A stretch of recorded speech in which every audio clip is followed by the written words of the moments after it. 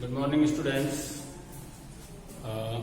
आज हम लोग मोशन इन स्ट्रेट लाइन में fourth equation of motion by calculus method prove करेंगे। तो फोर्थ इक्वेशन ऑफ मोशन होता है distance travel by object in nth second, that is s nth is equal to u plus a by two with in bracket 2n-1। इस इक्वेशन को हम लोग prove करेंगे। तो as we know students, v equal to होता है ds by dt, ठीक है। क्रॉस मल्टीप्लाई करेंगे तो यहां से ds is equal to v dt। By first equation of motion v equal to u plus at put कर सकते हैं। तो ds is equal to in the place of v u plus at dt। अब student integrate कर रहे हैं हम लोग। डिस्टेंस ट्रेवल आपको निकालने हैं nth सेकेंड में, तो n-1 से लिमिट होगी n तक, ठीक है। उसके बाद जहां भी हम लोग इंटीग्रेट करते हैं n-1 से n तक। देखिए nth सेकेंड में जो डिस्टेंस आपको कैलकुलेट करनी है वो डिस्टेंस कैसे मिलेगी। पहले आप फर्स्ट n सेकेंड की डिस्टेंस निकाल लें और उस डिस्टेंस में से हम लोग माइनस कर दें n-1 सेकेंड की डिस्टेंस, तो आपको जो मिलेगा वो nth सेकेंड की डिस्टेंस मिलेगी, ठीक है। सो स्टूडेंट्स, ds का इंटीग्रेशन s होगा और लिमिट n-1 टू n, ये होगा आपका u dt from n-1 to n plus a n-1 to n t d। Clear है स्टूडेंट्स। तो ये हो जाएगा s n upper limit s n-1 upper limit minus lower limit, ये हो जाएगा u dt का इंटीग्रेशन t हो जाएगा, ये हो गया t limit from n-1 to n plus a t का integration t square by 2 from limit n-1 to. Next हम लोग आगे देखते हैं स्टूडेंट्स। ये हो गया sn minus sn minus 1, sn minus 1, this is distance travel in nth second u n minus un minus n-1 upper limit put करेंगे तो ये u इंटू n होगा। u बाहर है आपका, ठीक, n और minus n-1 plus a by to ये होगा n square upper limit minus with in bracket n-1। So sn minus sn-1 ये होगा u n-n plus 1 plus a by two n square minus n plus 1। Clear students.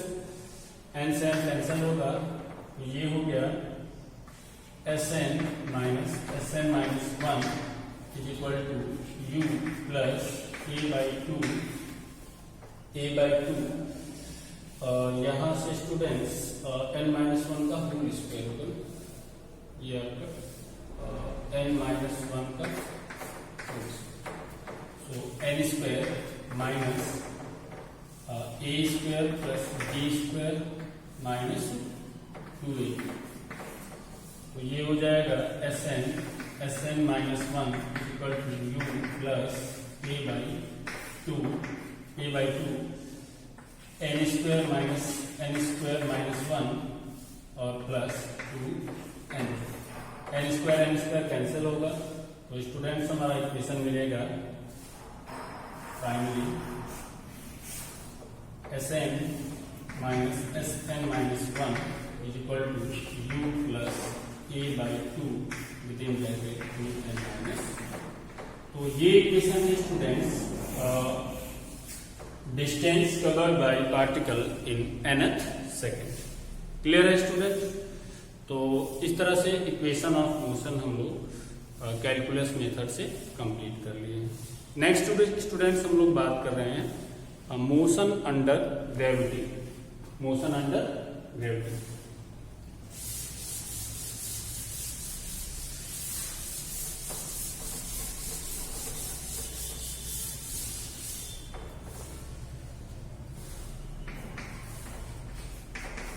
Motion under gravity. अगर कोई भी particle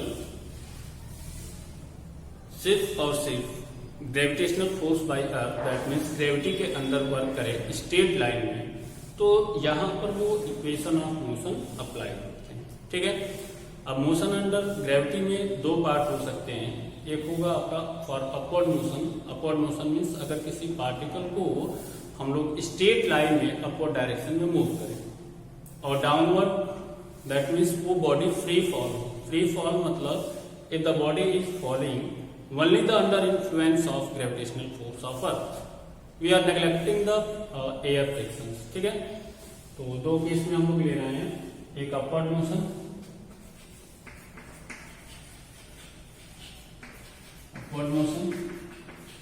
और second case ले रहे हैं हम लोग स्टूडेंट डाउनवर्ड मोशन। डाउनवर्ड। अब ये तीनों इक्वेशन ऑफ मोशंस जो हैं v equal to u plus a t, v equal to u plus a t, s equal to ut plus half a t square and v square equal to u square plus 2as। इन तीनों equation of motion को हम लोग apply करेंगे motion under gravity. Motion under gravity में हमने दो part लिया, अपवर्ड मोशन। ठीक है, तो स्टूडेंट्स अगर किसी बॉडी को हम लोग अपवर्ड डायरेक्शन में इनिशियल वेलोसिटी u से और उसकी फाइनल वेलोसिटी v है और टाइम टेकन t है, और डिस्प्लेसमेंट सपोज करने का है h। ठीक है, तो जब बॉडी अपवर्ड डायरेक्शन में मूव करेगी तो कॉन्टिन्यूअसली इसकी जो स्पीड होगी वो क्या होगी, डिक्रीज होगी। तो यहाँ पर जो एक्सेलरेशन प्रोड्यूस होगा वो नेगेटिव एक्सेलरेशन होगा। नेगेटिव एक्सेलरेशन में आपको बताया गया था कि अगर बॉडी की स्पीड वेलोसिटी अगर डिक्रीज करती है तो बॉडी के अंदर नेगेटिव एक्सेलरेशन होता है। तो यहाँ पर अगर हम लोग अप्लाई करना चाहें इक्वेशन ऑफ मोशन को, तो देखिए final velocity v equal to u, acceleration students यहाँ पर क्या होगा, नेगेटिव होगा। तो a की जगह पर हम लोग माइनस ए लेंगे। अब a एक्सेलरेशन की जगह पर यहां पर आएगा acceleration due to gravity. Acceleration due to gravity, इस सब के बारे में हम लोग नेक्स्ट चैप्टर में पढ़ेंगे। तो a will be replaced by g into t। तो v equal to u minus gt and the value of g you know is 9.8 metre per second square at the surface of earth. ठीक है, तो ये equation apply हो जाएगा। Second equation जो है इन the place of s, ऐसे displacement, तो यहाँ पर क्या आएगा h u initial velocity t। अब एक्सेलरेशन नेगेटिव होगा, हाफ एक्सेलरेशन की जगह पर g और t स्क्वायर की जगह पर t स्क्वायर। ठीक है, थर्ड इक्वेशन हम लोग अप्लाई कर सकते हैं, v square equal to u square minus acceleration negative होगा 2g और s की जगह पर x। ठीक है, तो स्टूडेंट s रिप्लेस होगा s से और a रिप्लेस होगा g से। ठीक, इसी तरह से हम लोग डाउनवर्ड मोशन देखें, अगर बॉडी फ्री फॉल हो रही है तो वहां पर हम लोग इक्वेशन ऑफ मोशन को कैसे अप्लाई करेंगे। तो v equal to u plus gt, acceleration positive होगा, बॉडी की स्पीड इंक्रीज होगी। h equal to ut plus half gt square and v square equal to u square plus 2g। तो ये equation of motion ही है, उनका एक practical example है, special case हम लोग ले रहे हैं मोशन अंडर ग्रेविटी। इस टॉपिक पे हम लोग न्यूमेरिकल सॉल्व करेंगे। क्लियर है स्टूडेंट्स? उसके बाद स्टूडेंट्स आगे हम लोग डिस्कस कर रहे हैं graphical representation of motion. Graphical representation of motion.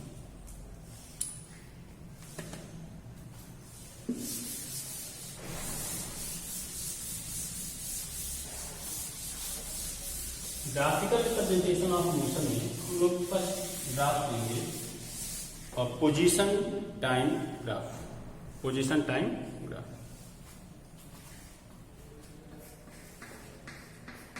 Position time graph.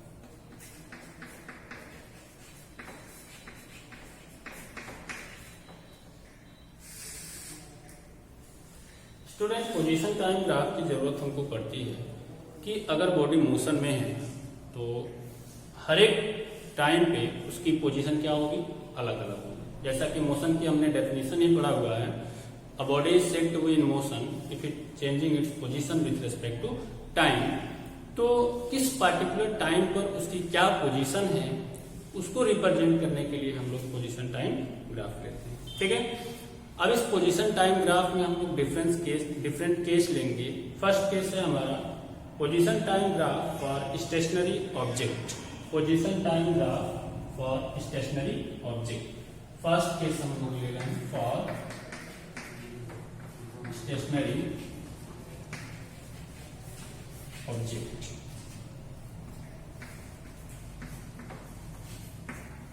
For stationary object का मतलब ये है कि ऑब्जेक्ट एट रेस्ट है, दैट मीन्स कि उसकी पोजीशन चेंज नहीं हो रही है विथ रिस्पेक्ट टू टाइम। तो ये हम लोग सपोज कर लें कि at time t equal to 0 it's position is x naught. तो हम लोग रिप्रेजेंट करें जैसा कि हम लोग पहले से जानते हैं कि ग्राफ को रिप्रेजेंट करने के लिए हम लोग एक्सिस लेते हैं। अब दो फिजिकल क्वांटिटी के बीच में हम लोग ग्राफ ड्रॉ कर रहे हैं, पोजीशन और टाइम। तो x एक्सिस पर हम लोग टाइम ले लें और y एक्सिस पर हम लोग पोजीशन। ठीक है student, when time t equal to 0 it's position is x naught. Initial position क्या है, x नॉट। ठीक है, जब टाइम 0 है तो इसकी पोजीशन क्या है, x नॉट है। ठीक, अब देखिए स्टूडेंट्स, ऑब्जेक्ट रेस्ट में है तो उसकी पोजीशन तो चेंज होने वाली नहीं है with respect to time. Time change होगा बट उसकी पोजीशन चेंज नहीं होगी। तो उस केस में अगर हम लोग ग्राफ ड्रॉ करें तो ये ग्राफ देखिए एक्स एक्सिस के पैरेलल मिलेगा। एक्स एक्सिस के पैरेलल मिलेगा। क्यों पैरेलल मिलेगा? क्योंकि टाइम चेंज हो रहा है और उसकी पोजीशन कंटिन्यूअसली एक्स नॉट ही है, पोजीशन चेंज नहीं हो रही। तो ये ग्राफ होगा आपका position time graph for stationary object. Next हम लोग ले रहे हैं position time graph for uniform motion. Position time graph for uniform motion. Second case we are taking the position time graph for uniform motion. For uniform motion. ठीक, assume कर रहे हैं हम स्टूडेंट्स कि when time is equal to 0, when t is equal to 0 it's position is x naught and after position x not the body is moving with uniform velocity, uniform speed. So the graph for this x axis पे हमने क्या लिया, time, और y axis पे हमने लिया position. And when time t is equal to 0 its position is x naught. This is x naught. The body is moving with uniform speed, so the graph will be straight line. Graph कैसा होगा, straight line होगा। Clear है students? तो ये suppose कर लें इस graph पर कोई भी दो पॉइंट आप सिलेक्ट कर लें।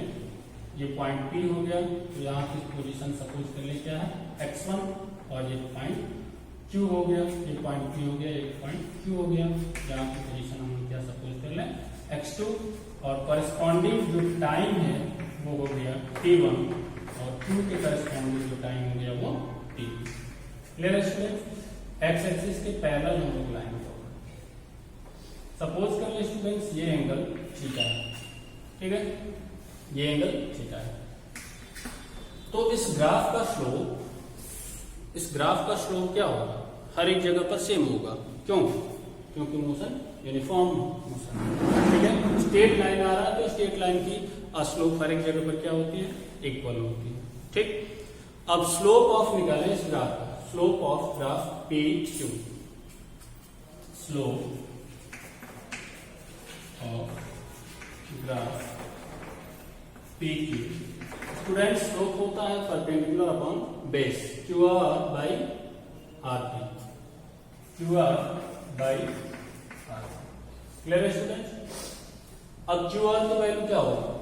देखिए x2 minus x1, x2 minus x1 and T R की वैल्यू होगी Q2 minus T1, T2 minus T1। x2 minus x1 क्या है student? Displacement. x2 minus x1 क्या है? डिस्प्लेसमेंट। और T2 माइनस T1 क्या है? Time interval. So slope is equal to x2 minus x1 is displacement and this is time, and displacement upon time क्या होता है स्टूडेंट? वेलोसिटी होती है। क्या होता है? Velocity. So displacement upon time is velocity। तो इस तरह से students we can conclude that the slope of position time graph gives a velocity. So the slope of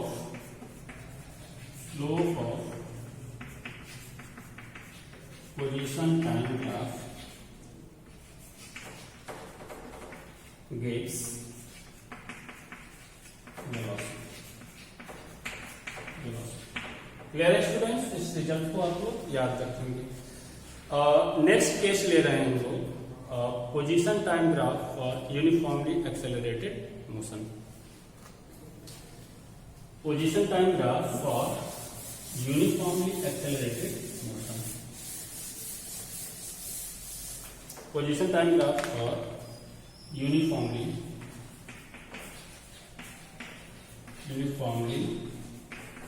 accelerated motion.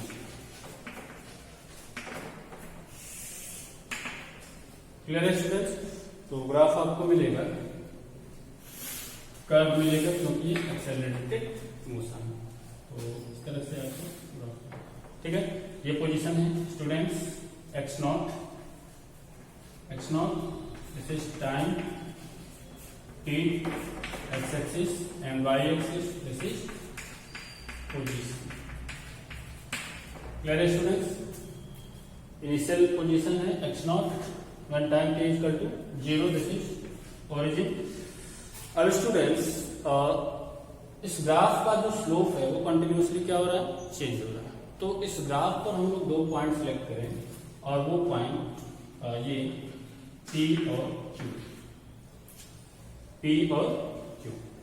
Students अगर P और Q बिल्कुल एक दूसरे के साथ बहुत छोटी सी डिस्टेंस पर हो तो उस समय पर ये जो लाइन टेंजेंट ड्रॉ करेंगे ये आर्क में बन करके टेंजेंट बनेंगे। कैसे बनेंगे? बोलिए, when Q approaches to P, जब ये दोनों वैल्यू एक दूसरे के बहुत करीब होगी उस समय पर ये जो लाइन बनेगी वो क्या बनेगी? टेंजेंट बनेगी। तो इस लाइन का अगर हम लोग स्लोप निकालें तो स्लोप क्या होता है? Position perpendicular upon base. तो स्लोप कैलकुलेट करें हम लोग, स्लोप इज इक्वल टू, अब ये जो स्टूडेंट्स जो डिस्टेंस है इस डिस्टेंस को हम लोग dx सपोज कर रहे हैं। जो पोजीशन में चेंज हो रही है वो डिस्टेंस क्या है? dx, ठीक है। और जो टाइम में चेंजिंग हो रहा है उसको हम लोग dt माने। ये जो डिस्टेंस है वो dx है और ये क्या है? dt, ठीक। तो स्लोप क्या होगा इसका, perpendicular dx by dt, dx by dt होगा। और dx बाई dt क्या होता है स्टूडेंट्स, वेलोसिटी होती है। ठीक है, तो इस तरह से स्लोप dx बाई dt क्या होता है, वेलोसिटी। तो इस तरह से स्लोप हम लोग कैलकुलेट करेंगे यूनिफॉर्मली एक्सेलरेटेड मोशन के लिए, तो वो वेलोसिटी मिलेगा इंस्टेंटेनियस। dx बाई dt क्या होता है, instantaneous velocity, instantaneous velocity. So this is all about position time graph. Next graph we will discuss it next class. Thank you.